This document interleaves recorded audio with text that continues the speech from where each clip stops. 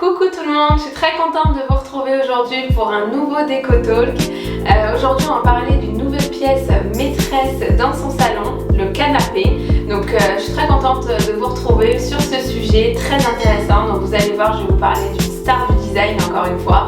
J'ai vu que le premier Déco Talk vous avez beaucoup plu sur la Pipistrello. Donc ceux qui ne l'ont pas vu, je vous invite à aller la regarder en cliquant sur le petit. Et puis c'est parti, let's go! Alors effectivement, nous allons parler du canapé Togo par Michel Ducarrois pour Ligne Rosée. Alors parler du design français sans évoquer le célèbre Michel Ducarrois, grand designer, serait inconcevable. Son audace, son incroyable goût des matières et sa perpétuelle volonté de surpasser les techniques de production le caractérisaient. Alors dans un premier temps, on va étudier l'histoire de Michel Ducarrois pour se situer un petit peu sur son style, son environnement et son évolution.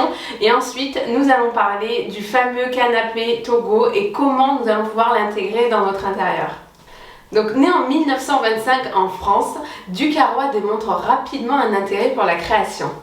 Il a étudié à l'École nationale supérieure des beaux-arts, puis en 1954, il intègre la célèbre société Ligne Rosée située dans l'Ain, où il va d'ailleurs diriger le département design jusqu'à la fin de sa vie.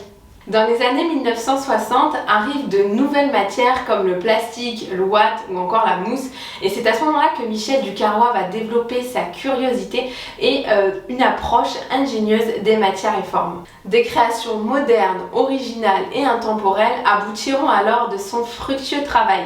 On pense notamment à la banquette Cali ou alors au fauteuil Marsala de cette époque. Donc je vous mets quelques exemples pour que vous puissiez vous en rendre compte.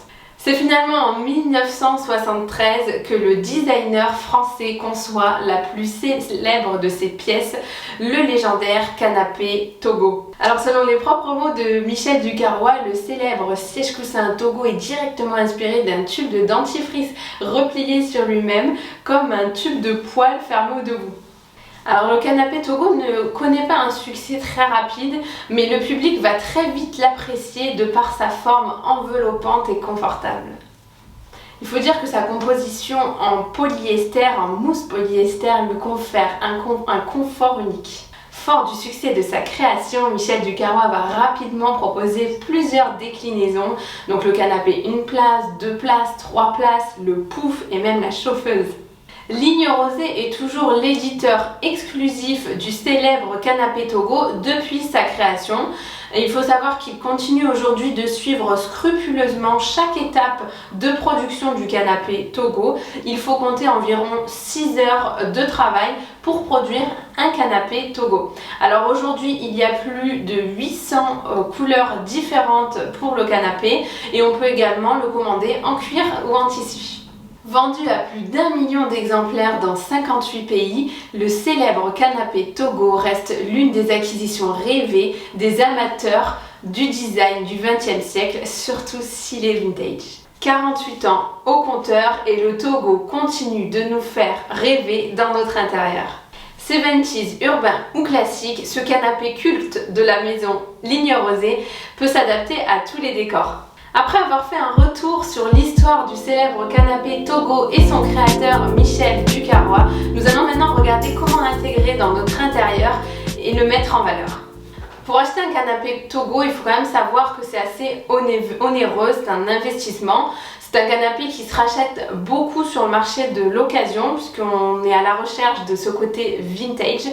Sinon, pour avoir une idée du prix, on peut le trouver chez Ligne Rosée à partir de 2200 € pour le canapé 1 place, donc la chauffeuse.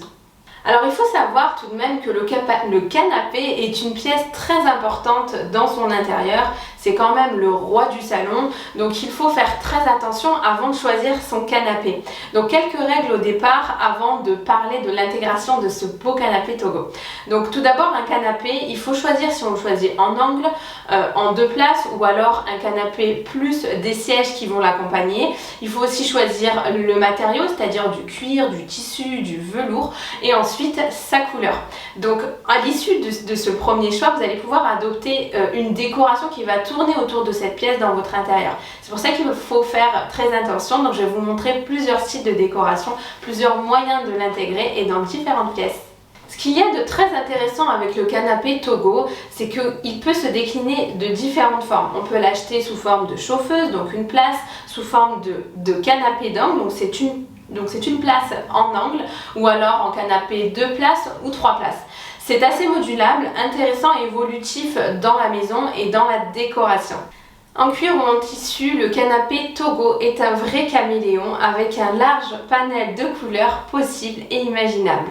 Donc là, sur cette première photo, je vous montre le canapé Togo angle, intégré dans un salon très simple, épuré, blanc, avec un style plutôt intemporel. Donc là, vous pouvez voir que même ce canapé angle Togo peut finalement se mettre dans une pièce de façon inopinée, je dirais, à côté d'une fenêtre. Il fait tout son effet et a beaucoup de charme.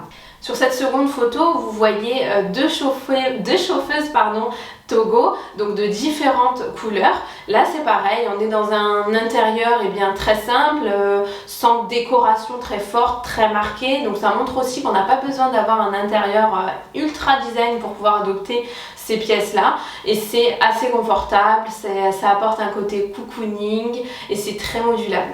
Tendance baba cool et anticonformiste s'aligne au ras du sol, en font de lui la star du salon. Donc là, comme vous voyez sur cette image, on a un beau canapé Togo accompagné de ses chauffeuses. Donc là, le style est un petit peu plus soutenu dans cet intérieur puisqu'on a pas mal de décoration. Mais c'est pareil, il s'intègre bien aussi. On met un petit tapis. Voilà, ça peut être aussi un canapé de famille. Faut pas avoir peur. C'est vrai que c'est un canapé assez onéreux, mais on peut l'utiliser dans un environnement familial avec des enfants. On reçoit des amis. Faut pas hésiter. À l'inverse, ici sur cette photo, il marque la différence parce qu'on est dans un environnement très contemporain et très épuré. Donc c'est intéressant puisque là, notamment la matière qui est donc du velours, sa couleur bleue, ça va venir vraiment dénoter, apporter du caractère à la pièce. Vous voyez comme ça relève la décoration, c'est très intéressant de placer aussi de cette manière. Le modèle en cuir aussi peut s'intégrer dans un univers très sobre et élégant comme vous pouvez voir là sur la photo. Donc c'est pareil, la pièce n'est pas très grande, on peut adopter mine de rien ce beau canapé dans un univers assez petit, un appartement, un petit salon parce que ça apporte de la chaleur, ce côté rassurant dans son salon, ce confort, ce besoin de se sentir bien chez soi. Le canapé Togo peut aussi avoir un petit côté girly, comme vous pouvez voir sur la photo. Le canapé est rose et velours, donc une vraie douceur que l'on apporte dans son intérieur. En plus de ça, la pièce est blanche, elle a des inspirations naturelles et donc ça nous conforte un peu dans cette douceur, toujours dans ce besoin de se sentir bien à la maison, de se sentir en accord avec ses valeurs. Donc là voilà, ça donne une autre idée de l'intégration du canapé. Encore une fois, on part à l'inverse. Là, on est dans un univers, dans un salon très chargé, un tapis, beaucoup de meubles, beaucoup de matériaux différents, mais le canapé Togo trouve encore une fois sa place.